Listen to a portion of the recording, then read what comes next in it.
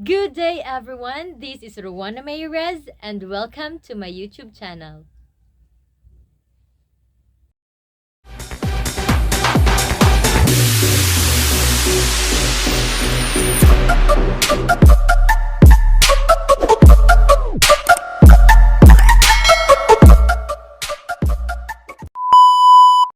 Welcome, everyone. So, in this video, we will be dealing on higher order derivatives. But before that, let's take this info math. So, the highest derivative of any given function is always equal to 0. Now let's try this example.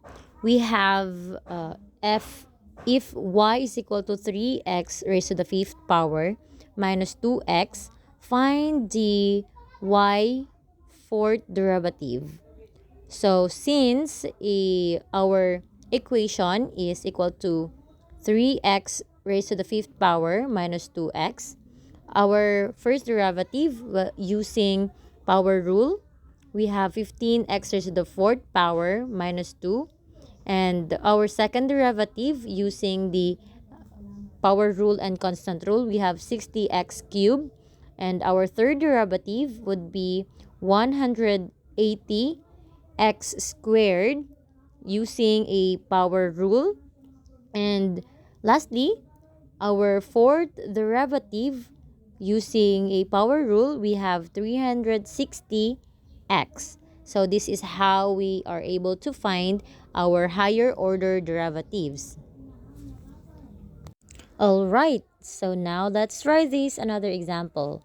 Find the fifth derivative if y is equal to 2x raised to the fourth power minus 3x cubed plus 2x minus 5. So our dy over dx is 2x raised to the fourth power minus 3x cubed plus 2x minus 5. So our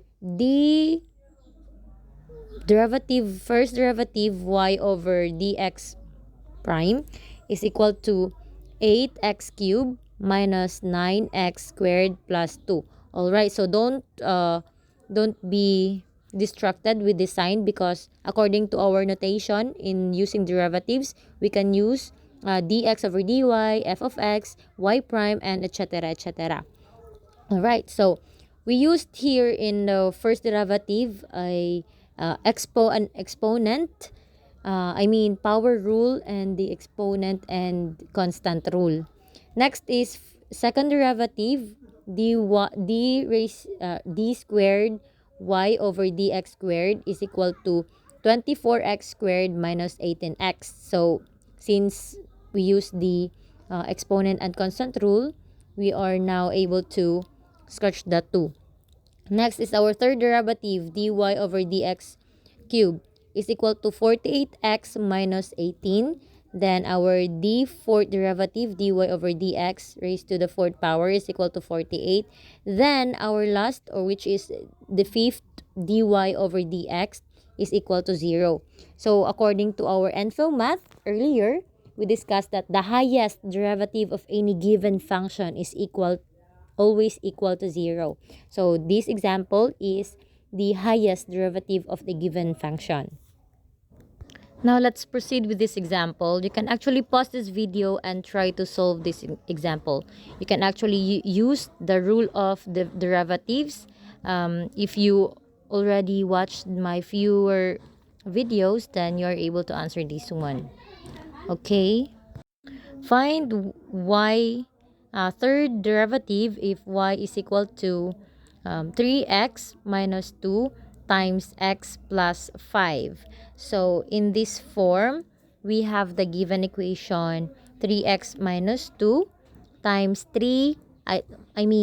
x plus 5. So in this form, this is a product. And first, in finding derivatives, we need to use the product rule. So our product rule is AB prime plus and or minus BA prime. So now let's find out what is the value of our A. So the value of our A is 3x minus 2 and the value of our B is x plus 5.